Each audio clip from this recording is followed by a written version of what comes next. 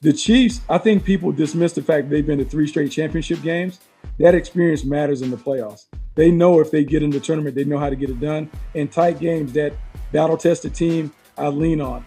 The reason why the Cowboys are my pick in the NFC, I think they can show a variety of different styles. And their ability on defense to turn the ball over, that is a game changer. And when you look at all of these quarterbacks, with the exception of, well, Aaron Rodgers and Tom Brady, they take care of the ball.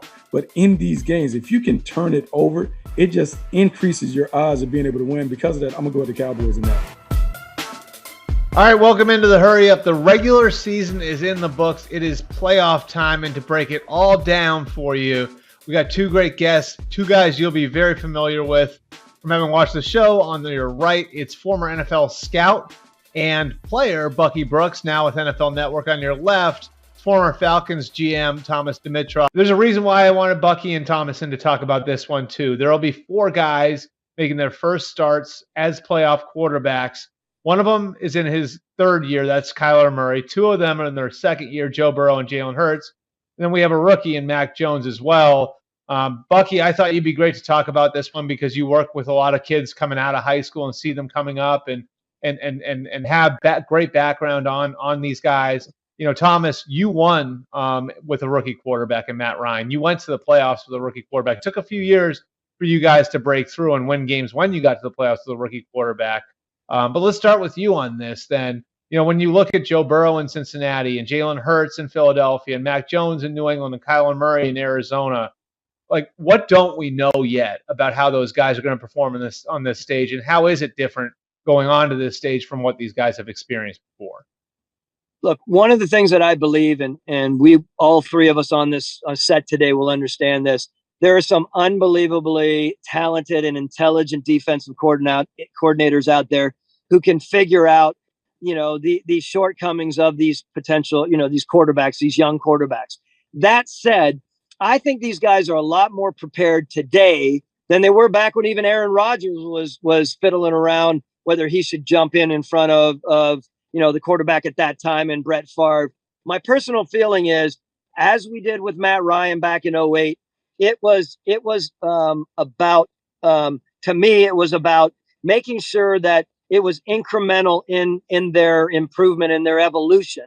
Doesn't mean in any way, and I'm the first one to say, when you have a rookie quarterback, personally, put his ass in there, be smart about how you put together the scheme, but don't dance around thinking that he's not ready. What they've done in New England with Mac Jones, in my mind, they've instilled him with the right confidence. They have a great play caller, of course, in Josh McDaniels. Get the right scheme, the right people around him, give him confidence. Don't hang the world on him. Just make sure that he does his part. And I think they can be successful.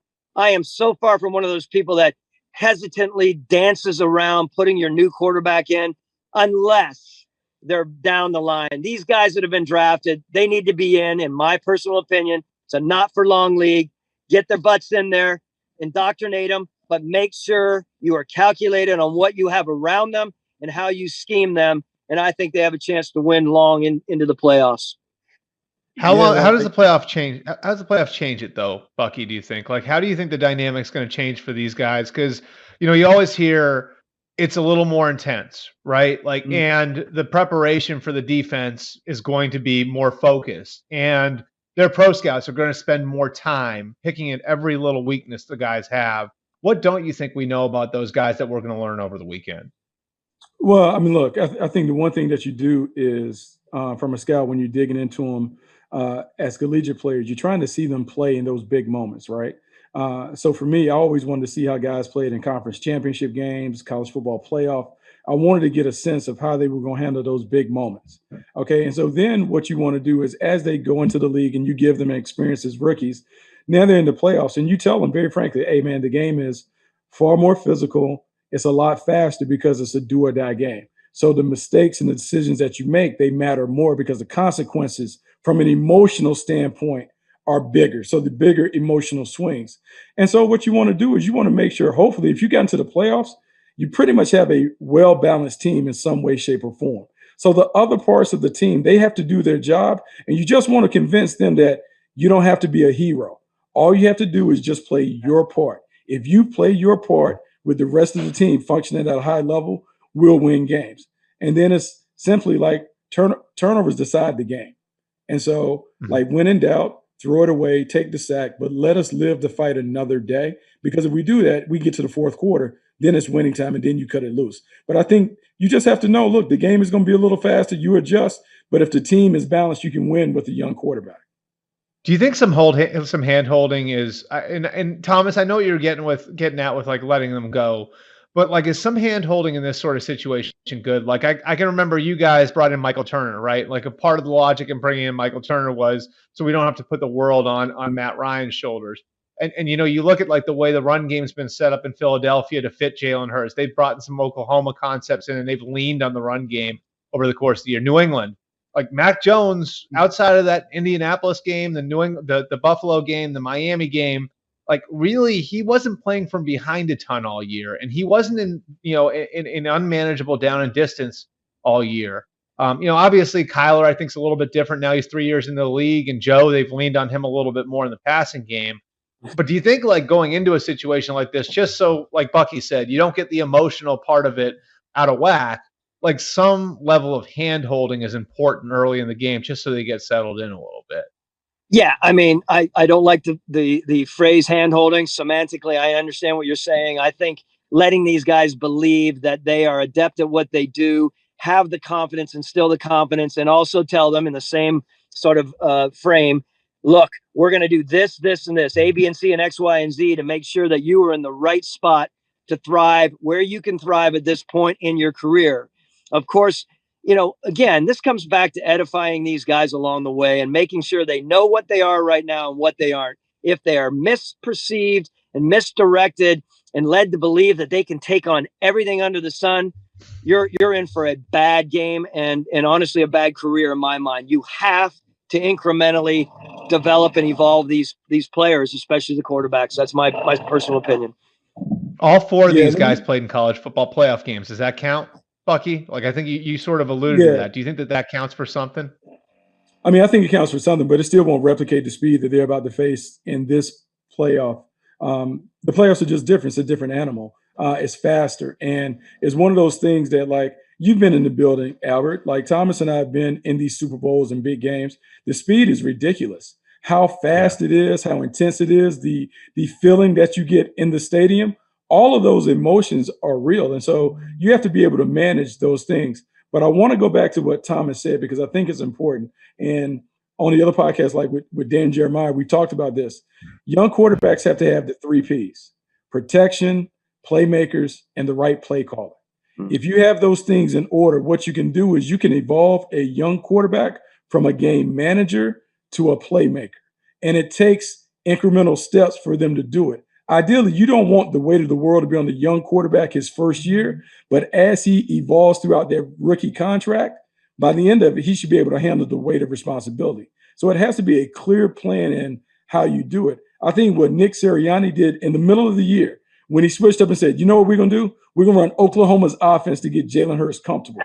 I believe the first year you meet the player halfway, you give him a little bit of what he did successfully in college with what you want to do. And then each and every year you evolve it until you get the offense the way that you want it. These guys are talented enough because they've been throwing more balls than we've ever seen from high school all the way up. Now it's about making sure you put them in a system that's comfortable for them to succeed. Going into the weekend, Thomas, is there one of these guys that you have a high level of confidence in? Like if you look at the 4 that I mentioned, Murray, Burrow, Mac, and Jalen Hurts, is there one of those 4 guys where you can say now, I feel pretty good that guy's going to play well over the weekend? I like them all, of course. I'm not down the line. I like the Burrow approach to everything. But in the end, there's something about the team that's involved with the player we're talking about that has me interested. And I'm really, really intrigued by what's going to happen. And I don't want to be a homer on the New England thing, but I'm interested in seeing how Max handles all of this. And I think it's going to be positive. All right, Bucky, you got one guy of the 4 that you're saying to yourself now going into the weekend, like, I think that guy's going to play well. Look, Thomas hit on the good thing when it talks to the Patriots because the one thing that the Patriots have in their favor, they have Belichick, who knows how to game up and knows how to trick it up to give his team an advantage. But Joe Burrow in Cincinnati, you talk about the perfect kind of combination and marriage of player, system, and playmakers, the weapons that they have on the outside with Jamar Chase and Tyler Boyd and T. Higgins, with Joe Mixon in the backfield, playing a wide open offense, which is empty and spread formation like he did at LSU, you can see fireworks, especially because he's facing a defense that's very static in what they do. Gus Bradley doesn't change a lot. They're going to line up in a 3-deep zone, and they're going to play it. For a young quarterback, that is ideal because he doesn't have to worry about the picture changing. He gets to play fast. And when Joe Burrow has an opportunity to play fast, we see they light up the scoreboard. Yeah, and Thomas, I'll tell you, like Joe Burrow, and I like your opinion on this. I see some Brady qualities in him, and I'm hesitant to use that comp because I know it's not fair to anybody. But I think that there's definitely some in his game. There's like the way he moves, the way he operates, the like his swagger, even like the way he kind of his demeanor, like in big spots, the way he carries himself. I think there's some Brady stuff there with Joe. Oh, I agree with it. It's a very impressive situation, and I don't want to go on and on about it, but I'm in agreement. I'm sure Bucky probably is as well. Yeah, Albert, let me say this about Joe Burrow, and I would say this when you're looking at quarterbacks.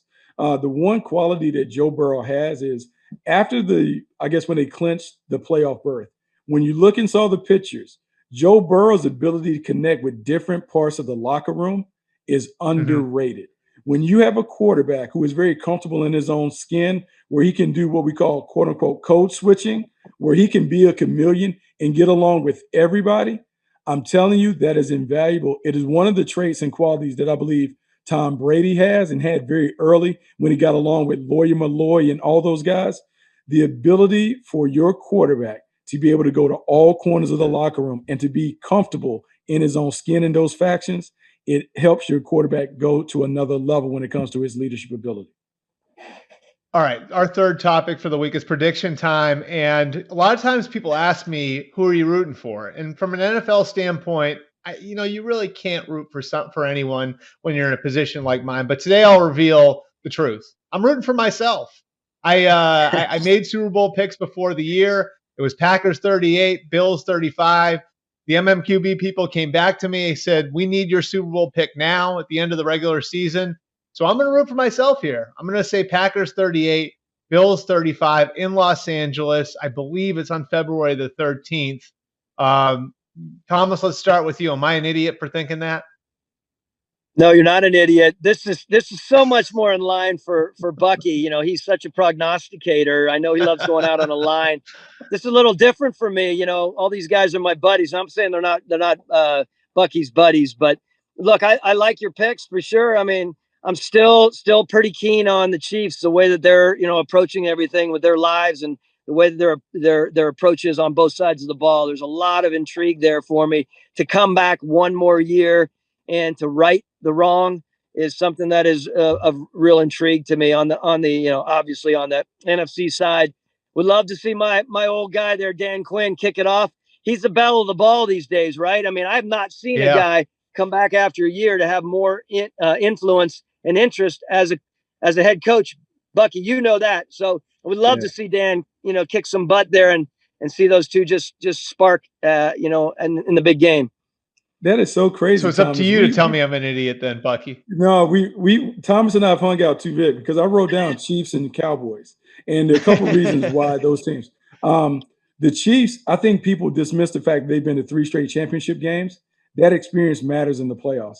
They know if they get in the tournament, they know how to get it done. In tight games, that battle-tested team, I lean on.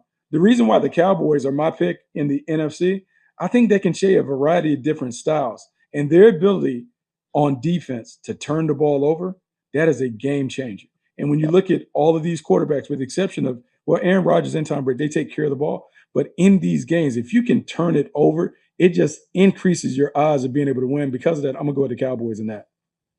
Okay, so I guess I got to explain myself then. And my explanation is that I love what the Packers have coming back. I really look at the situation all year. They've been able to kind of ride the whole season out despite a lot of injuries.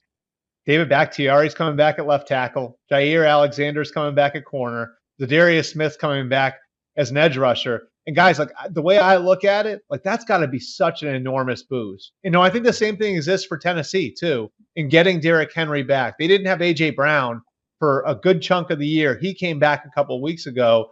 And I think that's sort of, Bucky, a unique piece of this year's playoffs is there are some teams that are actually going to get healthier. Normally it's like this is a war of attrition and teams are fighting to plug holes at the end.